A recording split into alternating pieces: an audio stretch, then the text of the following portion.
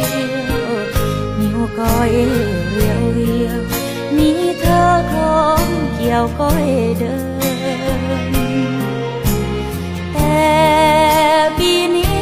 มันดูเขินเขินไม่มีคู่เดินเชิญชมเที่ยวงานปีนี้ลิเกดนตรีเขามีคนล้นและภาพยนตร์มีคนชมอย่างสำราญเพื่อนสาวๆเขาอารมณ์หวาน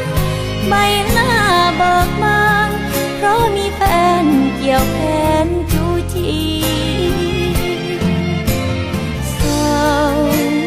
เศร้าแต่เราคนดีขาดผู้เดินเที่ยวเดินเที่ยวก็ชมงานนี้มองเห็นลิเก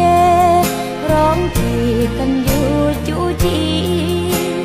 ฉันต้องหลับตาปีคิดถึงคืนนี้เมื่อปีไกลเคยคล้าวคลอกันชิงช้าสวรรค์ก็มีโทรคำคืนนี้ไม่มีเธอนั่งเคียงกายปิดทองพระดูใจให้หายไม่มีเพื่อนชายเหมือนปีกลายมาร่วมปิดทอง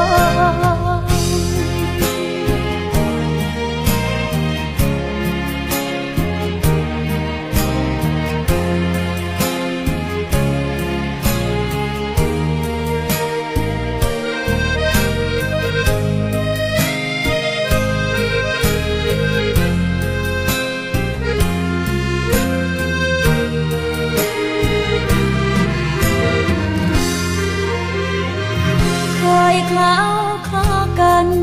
ทิ้งช้าสวรรค์ก็มี